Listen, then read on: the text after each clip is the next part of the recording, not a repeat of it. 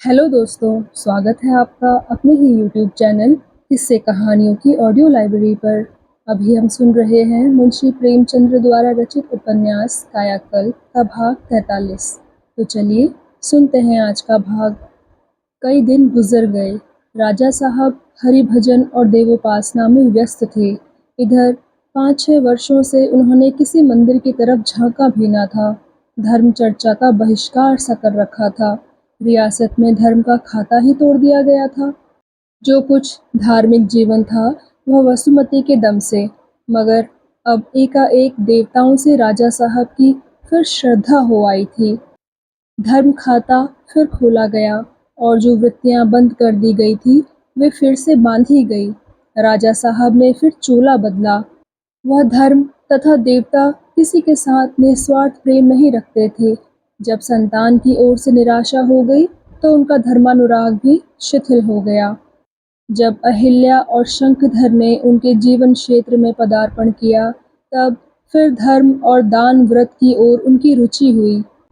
जब शंखधर चला गया और ऐसा मालूम हुआ कि अब उसके लौटने की आशा नहीं रही है तो राजा साहब ने धर्म की अवहेलना ही नहीं की बल्कि देवताओं के साथ जोर जोर से प्रतिरोध भी करने लगे। धर्म संगत बातों को चुन चुन कर बंद किया, अधर्म की बातें चुन चुन कर ग्रहण की।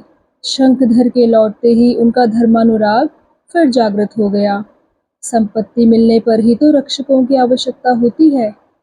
इन दिनों राजा साहब बहुधा एकांत में बैठे किसी चिंता में निमग्न रहते थे। बाहर कम निकलते। भोजन से भी उन्हें अरुचि हो गई थी।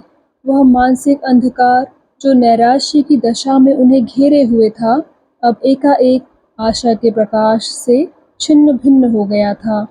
धर्मानुराग के साथ उनका कर्तव्य ज्ञान भी जाग पड़ा था। जैसे जीवन लीला के अंतिम कांड में हमें भक्ति की चिंता सवार होती है, बड़े बड़े भोगी भी रामायण और भागवत का पाठ करने लगते हैं। उसी भांति राजा साहब को भी अब बहुधा अपनी अपकीर्ति पर पश्चाताप होता था। आधी रात से अधिक बीत चुकी थी। रनिवास में सोता पड़ा हुआ था। अहिल्या के बहुत समझाने पर भी मनोरमा अपने पुराने भवन में न आई। वह उसी छोटी कोठरी में पड़ी हुई थी। सहसा राजा साहब ने प्रवेश किया। मनोरमा विस्मित होकर उठ खड़ी हुई। राजा साहब ने कोठरी को ऊपर नीचे देखकर करुण स्वर में कहा, नोरा, मैं आज तुमसे अपना अपराध क्षमा कराने आया हूँ। मैंने तुम्हारे साथ बड़ा अन्याय किया है, इसे क्षमा कर दो। मुझे इतने दिनों तक क्या हो गया था कह नहीं सकता। ऐसा मालूम होता था कि शत्रुओं से घिरा हूँ। मन में भांति भांति की शंकाएं उठा करती थी। किसी पर विश्वास न होता था। अब भी मुझे किसी अनिष्ट की शंका हो रही है, लेकिन वह दशा नहीं। तुम मेरी रक्षा के लिए जो कुछ कहती और करती थी उसमें मुझे कपट की गंध आती थी। अब की भी तुमने मुझे सावधान रहने के लिए कहा था, लेकिन मैं उसका आशय कुछ और ही समझ बैठा था और तुम्हारे ऊपर पहरा बिठा दिया था। अपने होश में रहने वाला आदमी कभी ऐसी बातें न करेगा। मनोरमा ने सजल नेत्र होकर कहा, उन बातों को याद ना कीजिए। आपको भी दुख होता है और मुझे भी दुख होता है। मेरा ईश्वर ही जानता है कि एक क्षण के लिए भी मेरे हृदय में आपके प्रति दुर्भावना नहीं उत्पन्न हुई। राजा साहब बोले, जानता हूँ नोरा, जानता हूँ।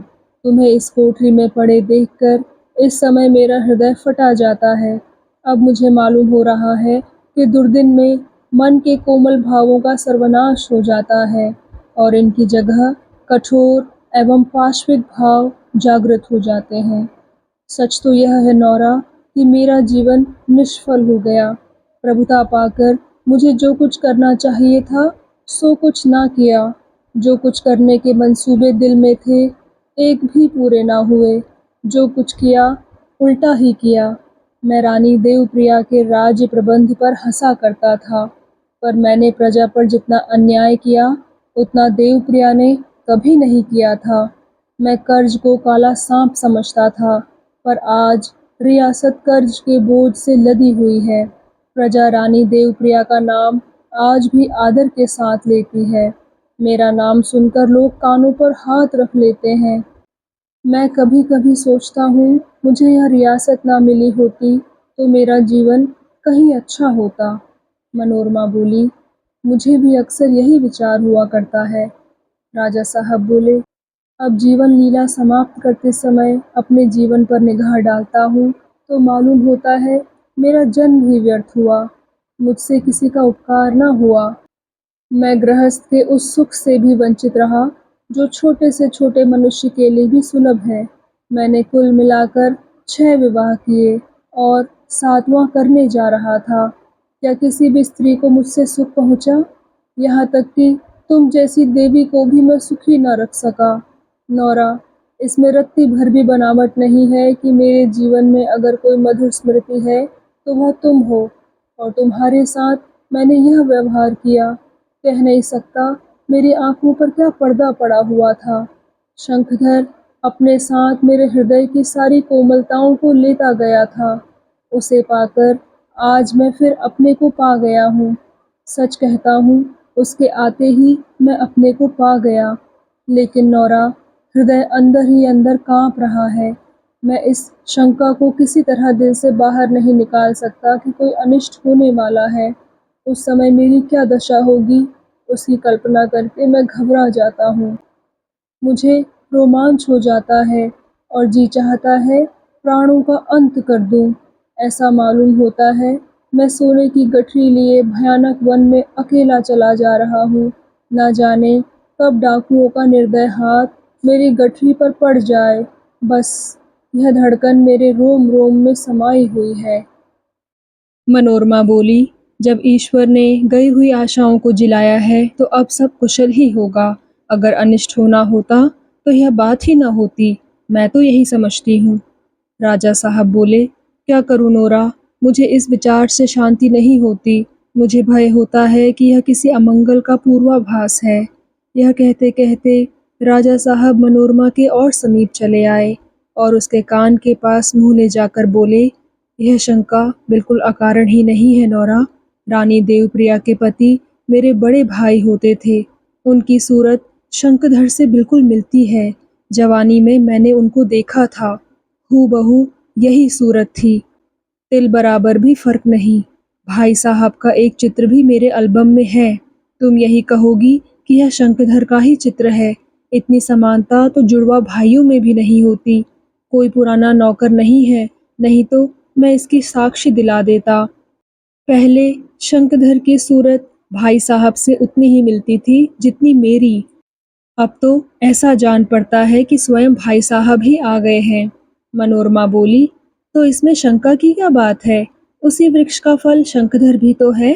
राजा साहब बोले, ओह नौरा, तुम यह बात नहीं समझ रही हो। तुम्हें कैसे समझा दूं? इसमें भयंकर रहस्य है नौरा। मैंने आपकी शंखधर को देखा तो चौंक पड़ा। सच कहता हूँ, उसी वक्त मेरे रोए खड़े हो गए। मनोरमा बोली, आश्चर्य तो मुझे भी हो रहा है। रानी रामप्रिया आई थी। वह कहती थी बहू की सूरत रानी देवप्रिया से बिल्कुल मिलती है। वह भी बहू को देखकर विस्मित रह गई थी। राजा साहब ने घबरा कर कहा, रामप्रिया ने मुझसे बात नहीं कही नौरा। अब कुशल नहीं है। मैं तुमसे कहता हूँ नौरा, मेरी बात को यथार्थ समझो। अब कुशल नहीं है। कोई भारी दुर्घटना होने वाली है। हाँ विधाता, इससे तो अच्छा था मैं निसंतान ही रहता। राजा साहब ने विकल होकर दोनों हाथों से सिर पकड़ लिया और चिंता में डूब गए। एक क्षण के बाद मानो मन ही मन निश्चय करके कि अमुक दशा में उन्हें क्या करना होगा, अत्यंत स्नेह करुण शब्दों में मनोरमा से बोले, क्यों नौरा, एक बात तुमसे पूछूं, बुरा तो ना मानोगी? मेरे मन में कभी कभी यह प्रश्न हुआ करता है कि तुमने मुझसे क्यों विवाह किया। उस वक्त भी मेरी अवस्था ढल चुकी थी। धन का इच्छुक मैंने तुम्हें कभी नहीं पाया। जिन वस्तुओं पर अन्य स्त्रियां प्राण देती हैं, उनकी ओर मैंने तुम्हारी रुचि कभी नहीं देखी। क्या यह केवल ईश्वरीय प्रेरणा थी, जिसके द्वारा पूर्व पुण्य का उपहार दिया गया हो? मनोरमा ने मुस्कुराकर कहा, दंड कहिए। राजा साहब बोले, नहीं नौरा, मैंने जीवन में जो कुछ सुख और स्वाद पाया वह तुम्हारे स्नेह और माधुर्य में पाया। यह भाग्य की निर्दय क्रीड़ा है कि जिसे मैं अपना सर्वस्व सुख समझता था, उस पर सबसे अधिक अन्याय किया, किंतु अब मुझे अपने अन्याय पर दुख के बदले एक प्रकार का संतोष हो रहा है। वह परीक्षा थी जिसने तुम्हारे सतीत्व को और भी उज्ज्वल कर दिया, जिसने तुम्हारे हृदय की उस अपार कोमलता का परिचय दे दिया जो कठोर होना नहीं जानती, जो कंचन की भांति तपने पर और भी विशुद्ध एवं उज्ज्वल हो जाती है। इस परीक्षा के बिना तुम्हारे ये गुण छिपे ही रह जाते। मैंने तुम्हारे साथ जो जो नीचताएं की, वे किसी दूसरी स्त्री में शत्रुता के भाव उत्पन्न कर देती। वह मानसिक वेदना, वह अपमान, वह दुर्जनता दूसरा कौन सहता, और सहकर हृदय में मैल न आने देता। इसका बदला मैं तुम्हें क्या दे सकता हूँ? मनोरमा बोली। स्त्री क्या बदले के लिए ही पुरुष की सेवा करती है? राजा साहब बोले। इस विषय को और न बढ़ाओ मनोरमा, नहीं तो कदाचित तुम्हें मेरे मुंह से अपनी अन्य बहनों के विषय में अप्रिय सत्य सुनना पड़ जाए। मेरे इस प्रश्न का उत्तर दो जो अभी मैंने तुमसे किया था। वह कौन सी बात थी जिसने तुम्हें मुझसे विवाह करने की प्रेरणा दी? मनोरमा बोली। बता दूं? आप हंसिएगा तो नहीं? मैं रानी बनना चाहती थी। मैंने बाबूजी से आपकी तारीफ सुनी थी। इसका भी एक कारण था, आपकी सहृदयता और आपकी विश्वासमय सेवा। राजा साहब ने पूछा, रानी किस लिए बनना चाहती थी नौरा? मनोरमा बोली, आप राजा जिस लिए बनना चाहते थे, उसी लिए मैं रानी बनना चाहती थी। कीर्ति, दान, यश, सेवा, मैं इन्हीं को अधिकार के सुख समझती हूँ, प्रभुता और विलास को नहीं। राजा साहब बोले, इसका आशय यह नहीं है कि कीर्ति तुम्हारे जीवन की सबसे बड़ी आकांक्षा थी या कुछ और। कीर्ति के लिए तुमने यौवन के अन्य सुखों का त्याग कर दिया। मैं पहले से ही जानता था नौरा, और इसलिए स्वभाव में कृपण होने पर भी मैंने तुम्हारे उपकार के कामों में बाधा नहीं डाली। मेरे लिए सेवा और उपकार गौण बातें थी। अधिकार, ऐश्वर्य, शासन, इन्हीं को मैं प्रधान समझता हूँ। तुम्हारा आदर्श कुछ और है, मेरा कुछ और। जब कीर्ति के लिए तुमने जीवन के और सुखों पर लात मार दी, तो मैं चाहता हूँ कि कोई ऐसी व्यवस्था कर दूँ जिससे तुम्हें आगे चलकर किसी बाधा का सामना न करना पड़े। कौन जानता है कि क्या होने वाला है नौरा, पर मैं यह आशा कदापि नहीं करता कि शंखधर तुम्हें प्रसन्न रखने की उतनी ही चेष्टा करेगा जितनी उसे करनी चाहिए। मैं उसकी बुराई नहीं कर रहा हूँ, मनुष्य का स्वभाव ही ऐसा है। इसलिए मैं यह चाहता हूँ कि रियासत का एक भाग तुम्हारे नाम लिख दूँ। मेरी बात सुन लो मनोरमा, मैंने दुनिया देखी है और दुनिया का व्यवहार जानता हूँ। इसमें ना मेरी कोई हानि है, ना तुम्हारी और ना शंखधर की। तुम्हें इसका अख्तियार होगा कि यदि इच्छा हो तो अपना हिस्सा शंखधर को दे दो, लेकिन एक हिस्से पर तुम्हारा नाम होना ज़रूरी है। मैं कोई आपत्ति ना मानूंगा। मनोरमा बोली, मेरी कीर्ति अब इसी में है कि आपकी सेवा करती रहूं। राजा साहब बोले, नौरा, तुम अब भी मेरी बातें नहीं समझी। मेरे मन में कैसी कैसी शंकाएं हैं, यह मैं तुमसे कहूँ तो तुम्हारे ऊपर जुल्म होगा। मुझे लक्षण बुरे दिखाई दे रहे हैं। मनोरमा ने अपनी दृढ़ता से कहा, शंकाएं निर्मूल हैं, लेकिन यदि ईश्वर कुछ बुरा ही करने वाले हों तो भी मैं शंखधर की प्रतियोगिनी बनना स्वीकार न करूंगी, जिसे मैंने पुत्र की भांति पाला है। चक्रधर का पुत्र इतना कृतघ्न नहीं हो सकता। राजा ने जांग पर हाथ पटक कर कहा, नौरा, तुम अब भी नहीं समझी। खैर, कल से तुम नए भवन में रहोगी, यह मेरी आज्ञा है। यह कहते हुए वह उठ खड़े हुए। बिजली के निर्मल प्रकाश में मनोरमा उन्हें खड़ी देखती रही। गर्व से उसका हृदय फूला न समाता था। इस बात का गर्व नहीं था कि अब फिर रियासत में उसकी तूती बोलेगी, फिर वह मनमाना धन लुटाएगी। गर्व इस बात का था कि स्वामी मेरा इतना आदर करते हैं। आज विशाल सिंह ने मनोरमा के हृदय पर अंतिम विजय पाई। आज मनोरमा को अपने स्वामी की सहृदयता ने जीत लिया। प्रेम सहृदयता का ही तो रसमय रूप है।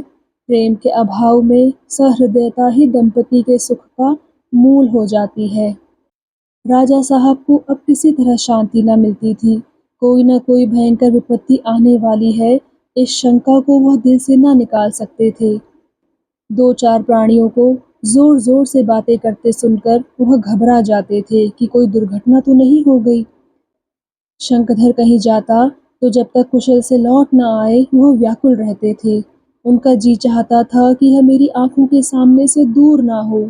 उसके मुख की ओर देखकर उनकी आंखें आप ही आप सजल हो जाती थीं। वह रात को उठकर ठाकुर द्वारे में चले जाते और घंटों ईश्वर की वंदना किया करते। जो शंका उनके मन में थी उसे प्रकट करने का उन्हें साहस न होता था। वह उसे स्वयं व्यक्त करते थे। वह अपने मरे हुए भाई की स्मृति को मिटा देना चाहते थे, पर वह सूरत आँख से न टलती। कोई ऐसी क्रिया, ऐसी आयोजना, ऐसी विधि न थी जो इन पर मंडराने वाले संकट का मोचन करने के लिए न की जा रही हो। पर राजा साहब को शांति न मिलती थी। संध्या हो गई थी। राजा साहब ने मोटर मंगवाई और मुंशी वज्रधर के मकान पर जा पहुँचे। मुंशी जी की संगीत मंडली जमा हो गई थी। संगीत ही उनका दान, व्रत, ध्यान और तप था। उनकी सारी चिंताएं और सारी बाधाएं संगीत के स्वरों में विलीन हो जाती थी। मुंशी जी राजा साहब को देखते ही खड़े होकर बोले, आइए महाराज, आज ग्वालियर के एक आचार्य का गाना सुनवाऊं। आपने बहुत गाने सुने होंगे, पर इनका गाना कुछ और ही चीज है। राजा साहब मन में मुंशी जी की बेफिक्री पर झुंझलाए। ऐसे प्राणी भी संसार में हैं जिन्हें अपने विलास के आगे किसी वस्तु की परवाह नहीं। शंखधर से मेरा और इनका एक सा संबंध है, पर यह अपने संगीत में मस्त हैं और मैं शंकाओं से व्यग्र हो रहा हूँ। सच है, सबसे अच्छे मूड जिन्हें न व्यापत जगत गति। बोले, इसलिए तो आया ही हूँ, पर जरा देर के लिए आपसे कुछ बातें करना चाहता हूँ। दोनों आदमी अलग एक कमरे में जा बैठे। राजा साहब सोचने लगे कि किस तरह बातें शुरू करूं। मुंशी जी ने उनको असमंजस में देखकर कहा, मेरे लायक जो काम हो फरमाइए। आप बहुत चिंतित मालूम होते हैं, बात क्या है? राजा साहब बोले, मुझे आपके जीवन पर डाह होता है। आप मुझे भी क्यों नहीं निर्द्वंद रहना सिखा देते? मुंशी जी बोले, यह तो कोई कठिन बात नहीं। इतना समझ लीजिए कि ईश्वर ने संसार की सृष्टि की है और वही इसे चलाता है। जो कुछ उसकी इच्छा होगी वही होगा, फिर उसकी चिंता का भार क्यों लें? राजा साहब बोले, यह तो बहुत दिनों से जानता हूँ, पर इससे चित्त को शांति नहीं होती। अब मुझे मालूम हो रहा है कि संसार में मन लगाना ही सारे दुखों का मूल है। जगदीशपुर राज्य को भोगना ही मेरे जीवन का लक्ष्य था। मैंने अपने जीवन में जो कुछ किया, इसी उद्देश्य को पूरा करने के लिए किया। अपने जीवन पर कभी एक क्षण के लिए भी विचार नहीं किया। जब राज्य न था, तब अवश्य कुछ दिनों के लिए सेवा के भाव मन में जागृत हुए थे, वह भी बाबू चक्रधर के सत्संग से। राज्य मिलते ही मेरी काया पलट हो गई। फिर कभी आत्मचिंतन की नौबत न आई। शंखधर को पाकर मैं निहाल हो गया। मेरे जीवन में ज्योति सी आ गई। मैं सब कुछ पा गया। पर अब की जब से शंखधर लौटा है, मुझे उसके विषय में भयंकर शंका हो रही है। क्या आपने मेरे भाई साहब को देखा था? मुंशी जी बोले, जी नहीं, उन दिनों तो मैं यहाँ से बाहर नौकर था।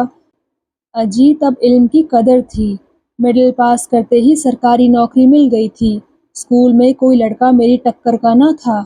अध्यापकों को भी मेरी बुद्धि पर आश्चर्य होता था। बड़े पंडित जी कहा करते थे, यह लड़का एक दिन ओहदे पर पहुंचेगा। उनकी भविष्यवाणी उसी दिन पूरी हुई जब मैं तहसीलदारी पर पहुंचा। राजा साहब बोले, भाई साहब की सूरत आज तक मेरी आंखों में फिर रही है। यह देखिए उनकी तस्वीर। राजा साहब ने एक फोटो निकालकर मुंशी जी को दिखाया। मुंशी जी उसे देखते ही बोले, यह तो शंखधर की तस्वीर है। राजा साहब बोले, नहीं साहब, यह मेरे बड़े भाई का फोटो है। शंखधर ने तो अभी तक तस्वीर ही नहीं खिंचवाई। ना जाने तस्वीर खिंचवाने से उसे क्यों चिढ़ है। मुंशी जी बोले, मैं इसे कैसे मान लूं? यह तस्वीर साफ शंखधर की है। राजा साहब बोले, तो मालूम हो गया कि मेरी आंखें धोखा नहीं खा रही थी। मुंशी जी बोले, जी हाँ, यकीन मानिए, तब तो बड़ी विचित्र बात है। राजा साहब बोले, अब आपसे क्या अर्ज करूं? मुझे बड़ी शंका हो रही है।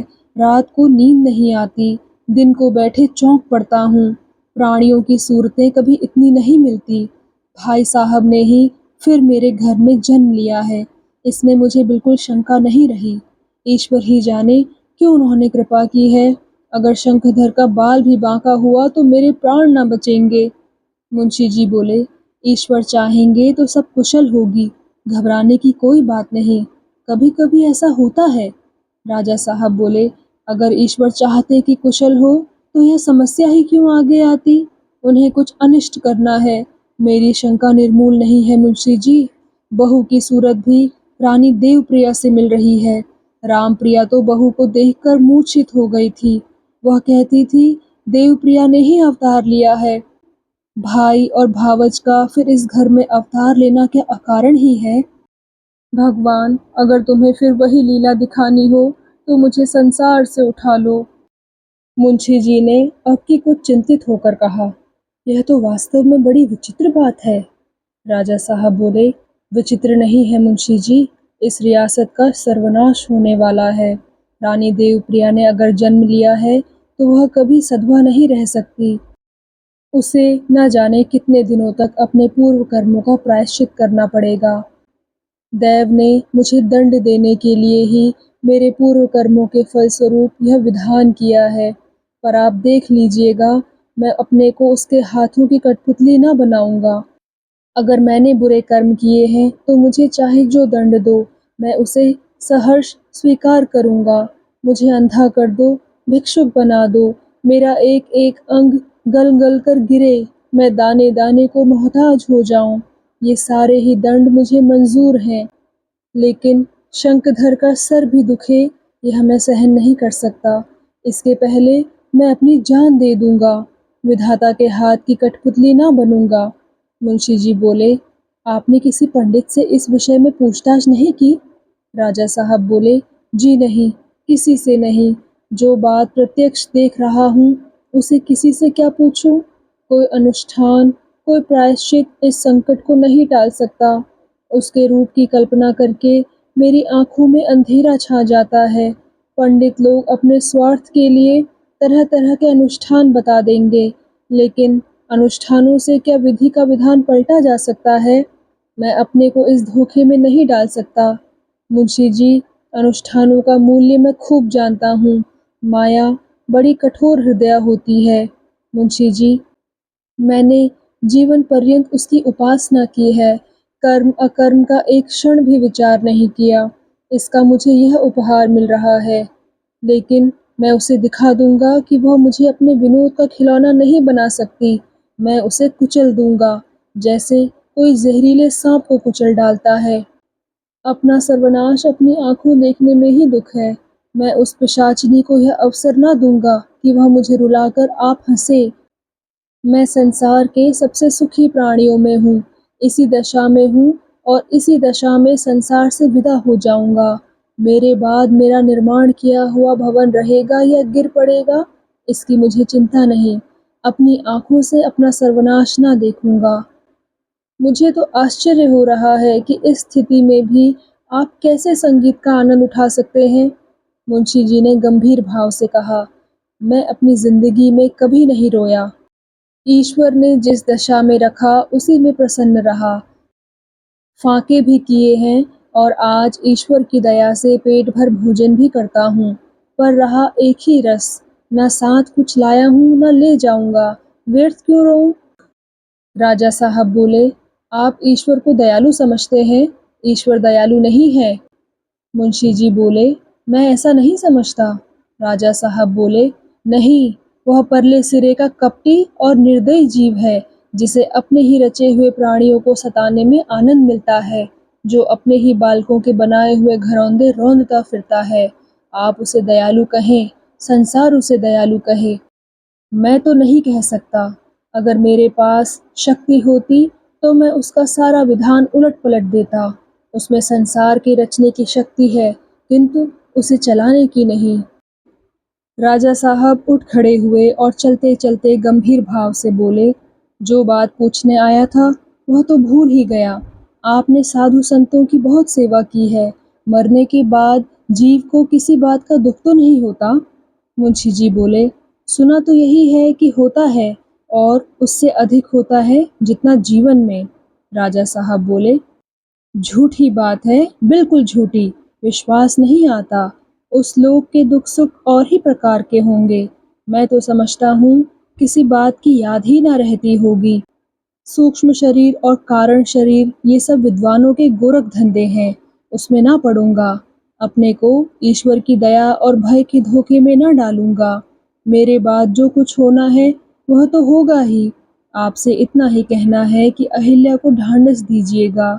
मनोरमा की ओर से मैं निश्चिंत हूँ, वह सभी दशाओं में संभल सकती है। अहिल्या उस वज्रघात को ना सह सकेगी। मुंशी जी ने भयभीत होकर राजा साहब का हाथ पकड़ लिया और सजल नेत्र होकर बोले, आप इतने निराश क्यों होते हैं? ईश्वर पर भरोसा कीजिए, सब कुशल होगी। राजा साहब बोले, क्या करूं, मेरा हृदय आपका सा नहीं है। शंखधर का मुंह देखकर मेरा खून ठंडा हो जाता है। वह मेरा नाती नहीं शत्रु है। इससे कहीं अच्छा था कि निसंतान रहता। मुंशी जी, आज ऐसा मालूम हो रहा है कि निर्धन होकर मैं इससे कहीं सुखी रहता। राजा साहब द्वार की ओर चले। मुंशी जी भी उनके साथ मोटर तक आए। शंका के मारे मुंह से शब्द ना निकलता था। दीन भाव से राजा साहब की ओर देख रहे थे, मानो प्राण दान मांग रहे हों। राजा साहब ने मोटर पर बैठकर कहा, अब तकलीफ ना कीजिए, जो बात कही है उसका ध्यान रखिएगा। मुंशी जी मूर्तिवत खड़े रहे। मोटर चली गई। तो दोस्तों, कैसा लगा आपको आज का भाग? कृपया कमेंट सेक्शन में आकर ज़रूर बताइएगा। और अगर आपने अभी तक इस चैनल को सब्सक्राइब नहीं किया है तो कृपया सब्सक्राइब भी ज़रूर कर लीजिएगा। मैं मिलती हूँ आपसे इसी कहानी के अगले भाग के साथ। तब तक के लिए धन्यवाद।